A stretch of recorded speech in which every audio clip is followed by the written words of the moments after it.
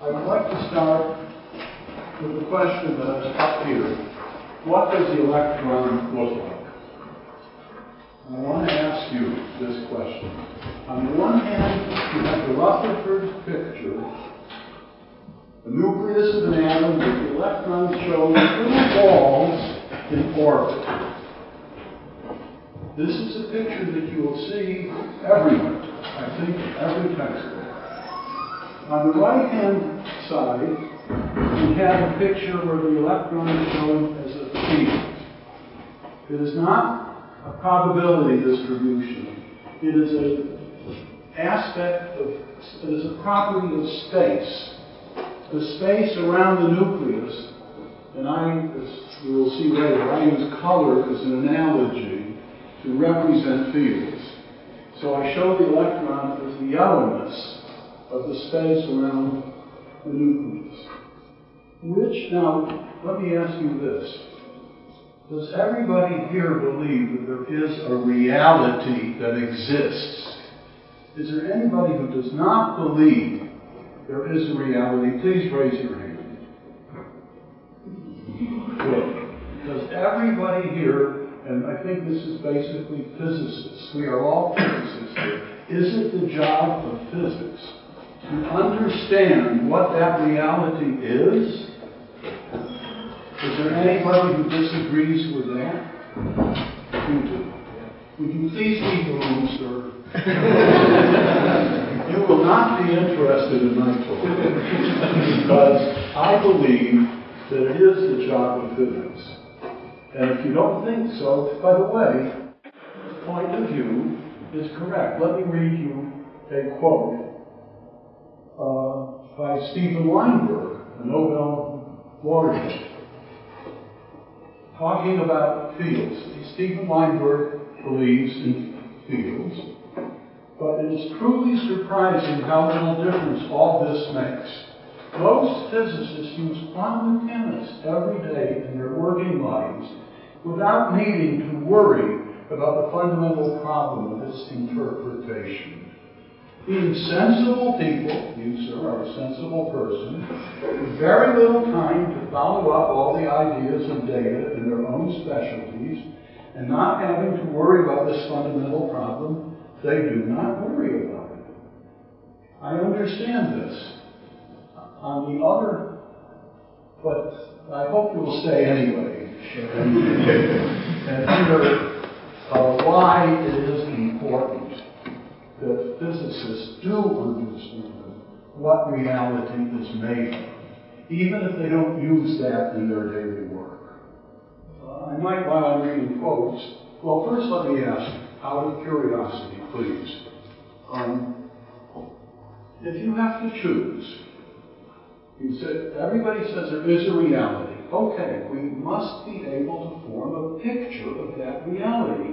We can't see it directly with our own eyes. The atomic world is beyond our perception, but we can deduce theories, we can try out theories and see how they work. So you, senior people, students, can I ask for a vote, please? Raise your hands. How many people think the electron looks like this? Oh, come on. Everybody does. No. Nobody? How many people think the electron looks like this?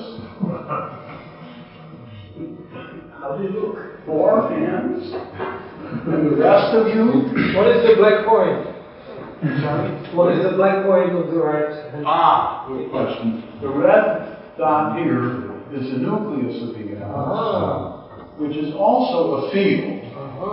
I use red for the heavy matter field, and I use yellow for the light electron fields. So the rest of you, don't know, maybe? I was speaking to somebody yesterday, say, well, it's both. And I would like to read a quote about the idea that it's both. This is not by a Nobel laureate physicist. His name is Norson, and he says, true, think about it, wave-particle duality is a paradox. because particles are by definition localized entities that follow definite trajectories, while waves are not confined to any particular path or region of space. How could the same thing be both confined and not confined, both a particle and a wave? You've all heard the physicist's joke, perhaps, that light is a wave on Monday, Wednesday, and Friday. It is a particle on Tuesday, Thursday, and Saturday. And on Sunday, we think about it. So, I think what I'm hearing is what I expected to hear, that physicists don't worry about this question. But it is, I'm here because I think it is very important that physicists understand, even if they have other projects, that they understand what reality is made of. It is the job of physics to know that.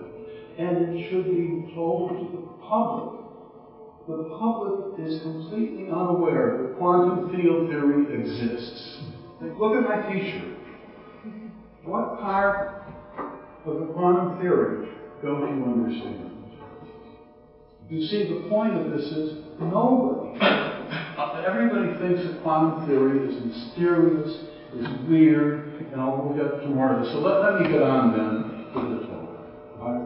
I hope by the end of the talk I will have convinced you that the interpretation on the right, the field picture, is a much better model for many reasons, and that it is important that physicists understand this, and that they help to tell other people. Maybe this, and it's been a long time since the Rutherford model was introduced. It's over 100 years. And that model has 100 years of momentum behind it. Now, I do not hear very well, so... Okay. So, do you speak about quantum mechanics or quantum theory? Well, thank you. I am here to speak about quantum field theory. There could not be more difference between quantum mechanics, which is a theory of particles. Look at the word mechanics. In quantum mechanics, the world is made of particles. What is a Schrödinger equation? It describes the probability that a particle is here or here or here. In quantum field theory, there are no particles. There are only fields. And the electron is a quantum of that field. Now, I'm going to start by telling you quickly my story, and then the story of my hero, Julian Schwinger, from whom I learned quantum field theory.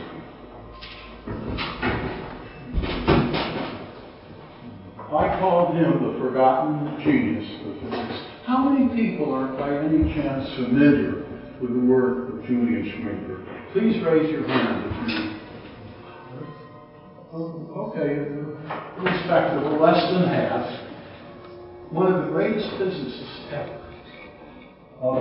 I was lucky enough to be at Harvard University as a graduate student in 1956. Schwinger had just completed his grand synthesis of quantum field theory. 5 papers called The Theory of Quantized Fields in the Physical Review. Papers that nobody has read, almost. Papers that nobody understands. I sat through 3 years of courses. What Schwinger did was to develop, from a few principles, I will show you, this wonderful theory that explains everything. In quantum field theory, there are equations, field equations. There are operator equations in Hilbert space, because Hilbert space is the algebra of quantum theory. It's one of the principles that we'll come to. In quantum field theory, if you take the equations for the electron field, that's shown here, and solve them and take the non-relativistic limit, you come out with a Schrödinger equation. But in quantum field theory, it is the intensity of the field, or the intensity of the field squared that you get, not a probability of a particle. Okay. So I'm now going to try to tell you the principles of quantum field theory, the Schwinger's version. First of all, of course, is the field principle. The world is made of fields, not particles. It's not an easy concept. Anybody on the street can picture particles. We all know what a ball looks like. Fields, I think, if you're like me, it took me a year of studying physics, the electromagnetic theories, to get comfortable with the idea of a field being a property of space. In the book that I've written, called Fields of Color, the theory that escaped Einstein, I use this color analogy. I use blue for the gravitational field. I use green for the electromagnetic field. For example, I use yellow for the electron field, or lepton field in general, and red for the baryon, or proton-neutron fields. So, Schwinger assumed that the world is made of fields. Of course, I understand that any theory is only a theory, and it's our choice whether to adopt it or not.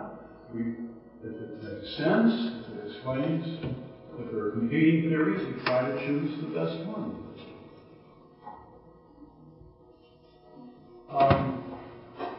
I'm going to skip over this quickly. This just illustrates, I might come back to it. This illustrates that color is imaginary, and therefore it's a good way to picture fields. Color does not exist automatically.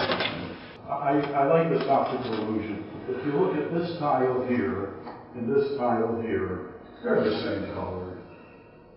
Isn't it amazing that they don't look the same color? But the electromagnetic frequencies coming from each are the same. But because of the surroundings, our brain creates colors. Our brain are colors to create. Okay.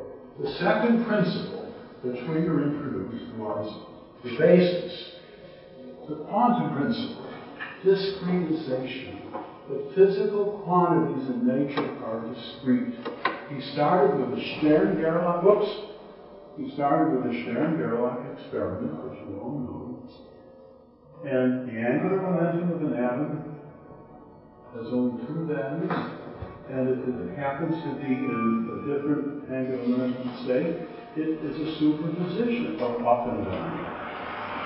And from this leads you into Hilbert algebra as a natural algebra for describing physical quantities. He took this and he said, okay, we will describe everything, including field intensities, with Hilbert algebra. And then finally, the relativity principle. Everybody understands this. In 1905, Einstein introduced his now famous relativity. The same laws of electrodynamics and optics will be valid for all frames of reference for which the equations of mechanics hold good. This is the principle of relativity.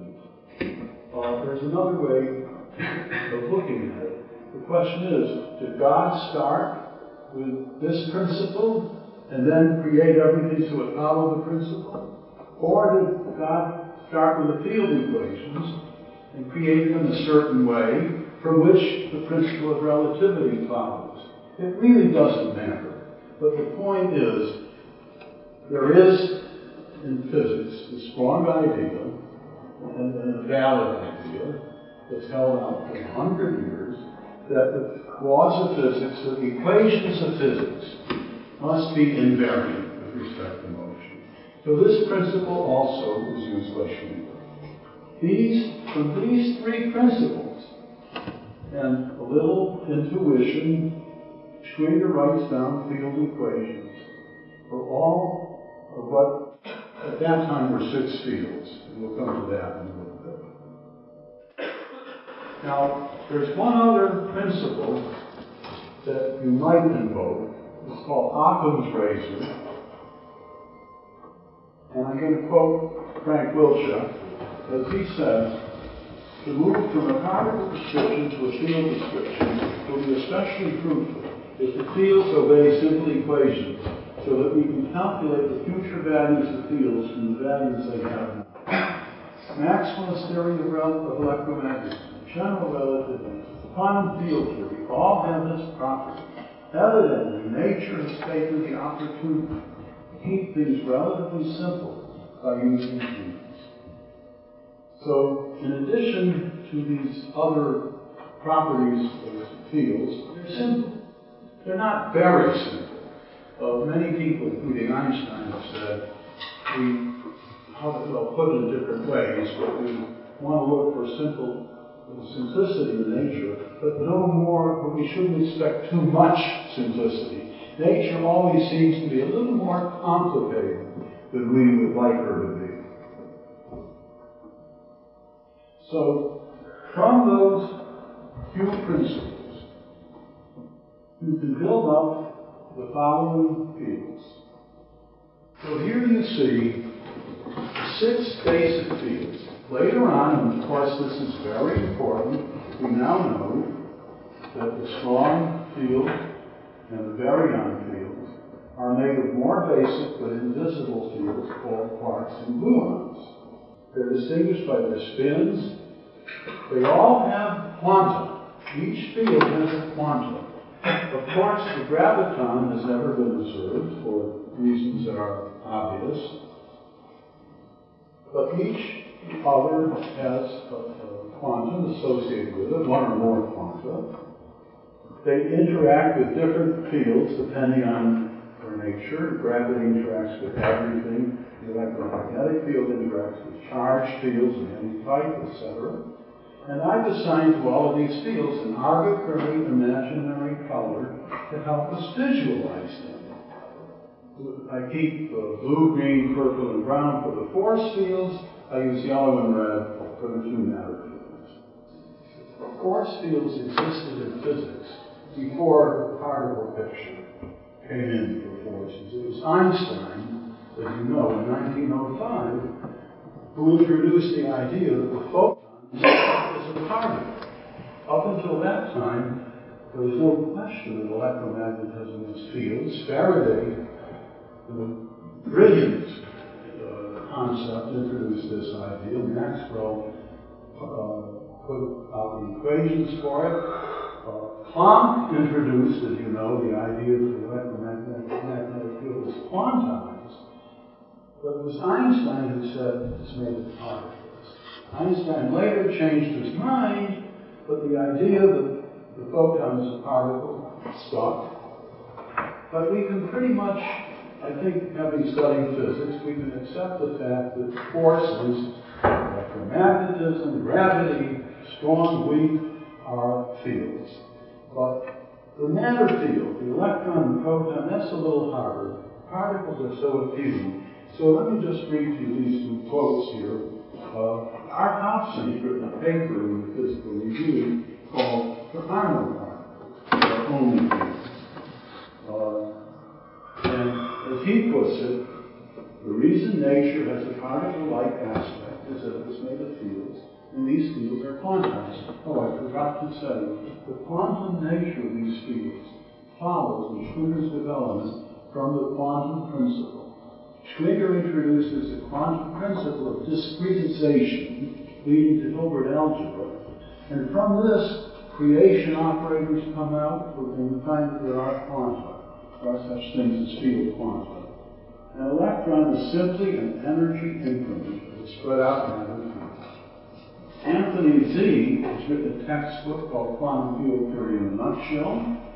He says, we thus interpret the physics contained in our simple field theory as follows. In a region in space-time, there exists a source that sends out a disturbance in the field, which is later absorbed in another region.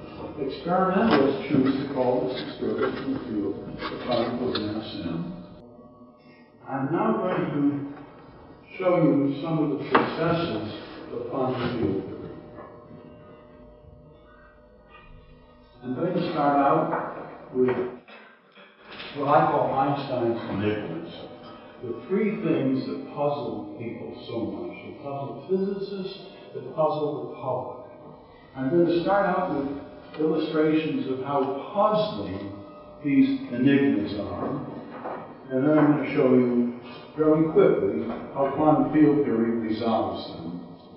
A journalist asked Sir Arthur Eddington, and you must know who that is, if it was true that he was one of only 3 people in the world who could understand Einstein's relativity theories.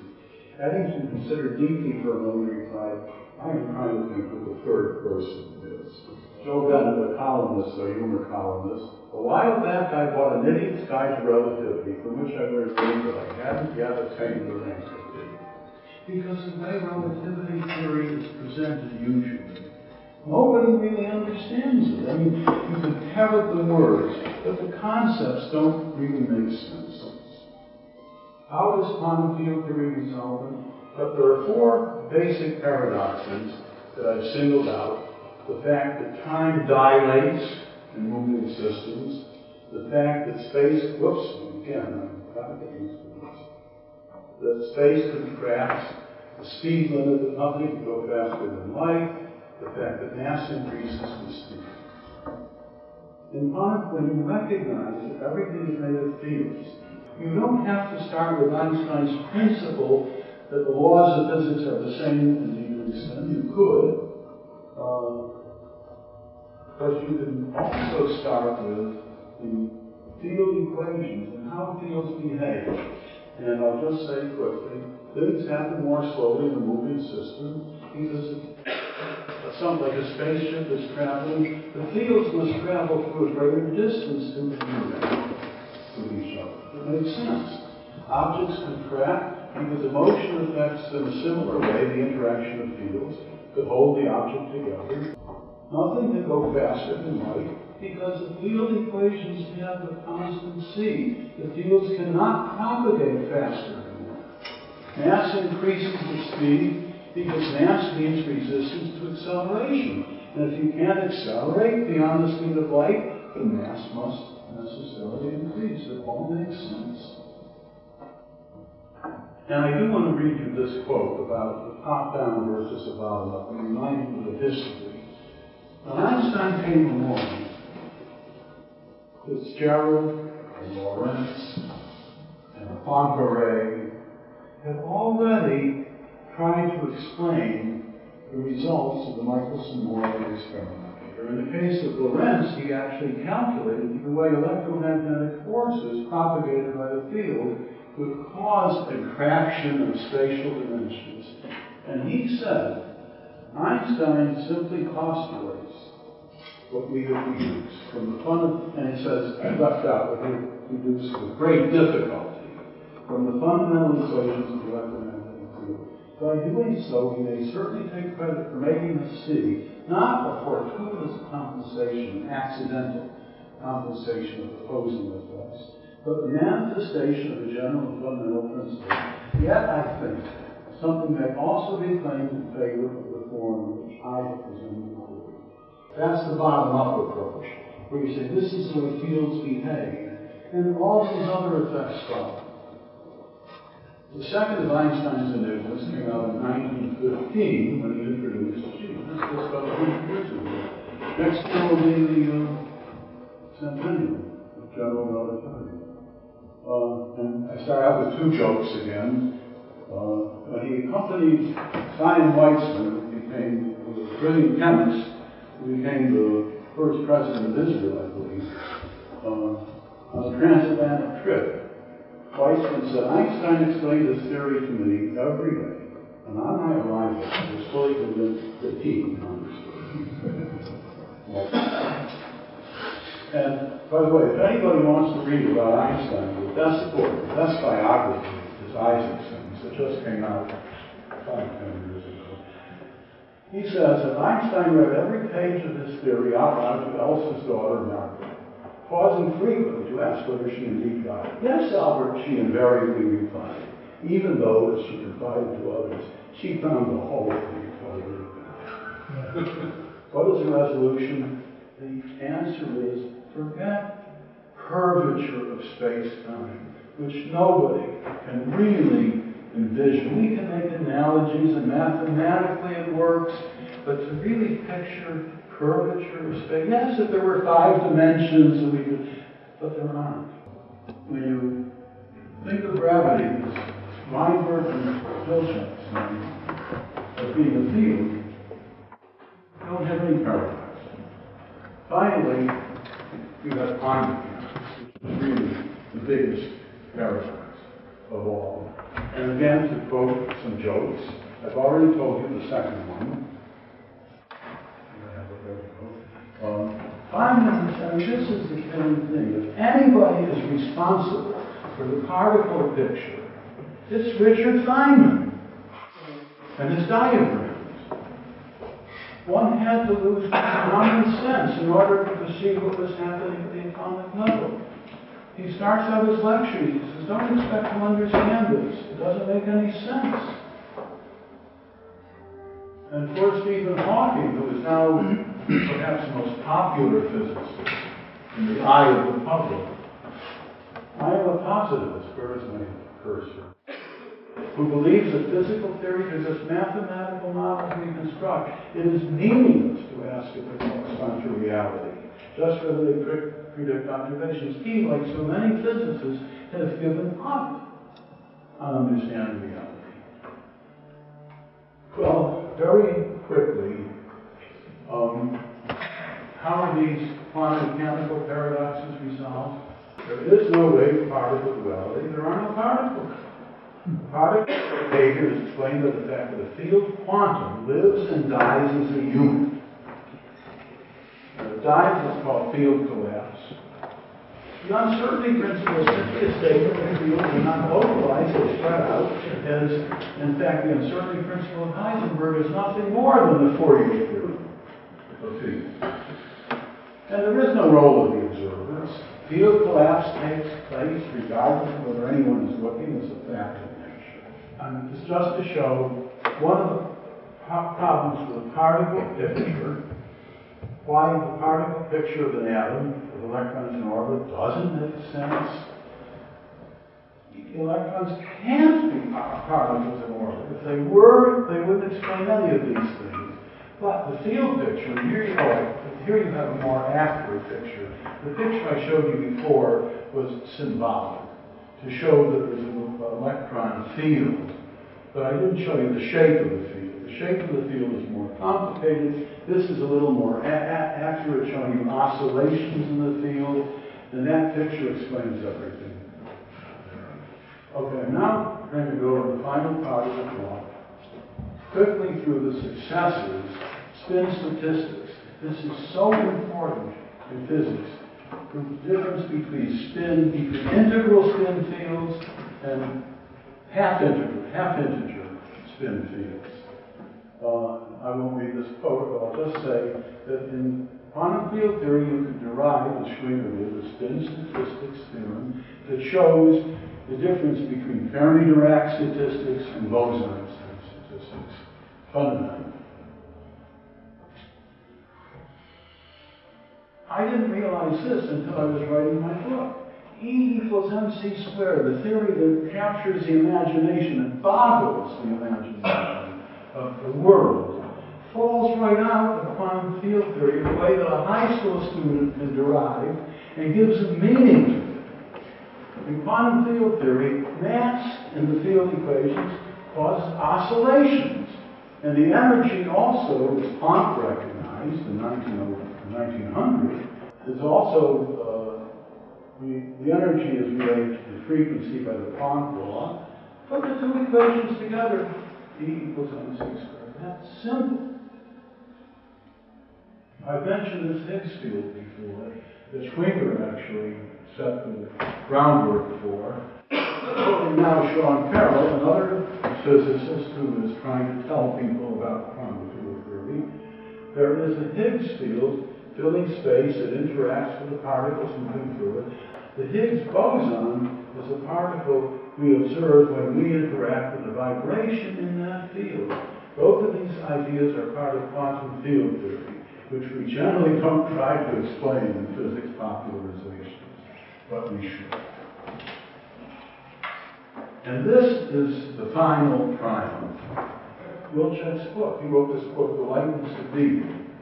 And he describes a calculation that's been done recently, which he calls one of the greatest scientific achievements of all time. They modeled space with a lattice of points on the computer. It took a lot of computer power to do this. And they put in the equations for the fundamental fields, the quarks and gluons. So everybody knows that quarks and gluons, there's a principle of confinement. You don't see them, they're invisible.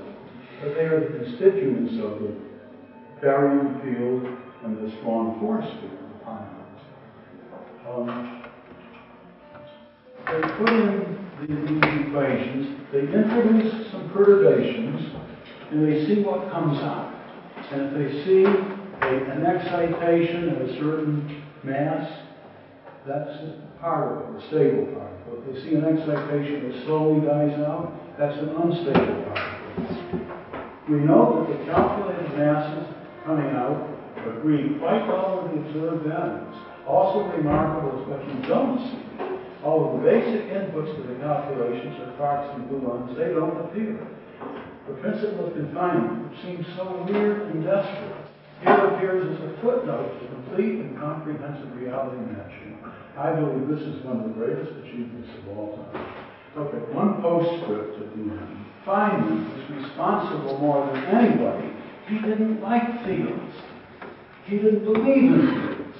And I want to tell you, I can remember today a meeting of the American Physical Society where Schwinger and Feynman both spoke. And Feynman sneered at quantum field theory. And in something he wrote also, he calls it a shell game. He calls Schwinger's calculations a shell game, which is a term for misleading of a feat of magic, a sleight of hand. Wilczek says that Feynman told him that when he realized something or other, he found the fields that he says were introduced for convenience, taking on a life of their own. He told me he lost confidence in his program of entering space. Well, couldn't he at least have told other people that he had changed his mind? But no. So I conclude by asking again the question, what does the electron look like? The answer is, of course, you decide. You can choose the quantum mechanics picture of particles in orbit. You can choose that picture with all the weirdness that Feynman admits exists, all the problems that I showed you, or you can choose the quantum field theory picture with all its successes, one of the greatest scientific achievements of all time. And it does matter, even if you have your own specialty to work on. It's wrong that the public goes around saying, what part of the quantum theory don't you understand? Nobody understands it. I want to have a t-shirt that says, what part of quantum field theory don't you understand? I will explain it to you because anybody can understand it. So I was on this mission. I learned all this. This is my retirement mission after I retired. And I wrote this book, Fields of Color, the theory that escaped Einstein. You can also look at this website. And you can even read several chapters in my book there. I hope you'll tell other people in the physics community or outside the physics community to look into this, to try to learn about quantum field theory, because it does such a better job of describing reality. And reality, I think we all agree, except for one person, does exist, and it is the job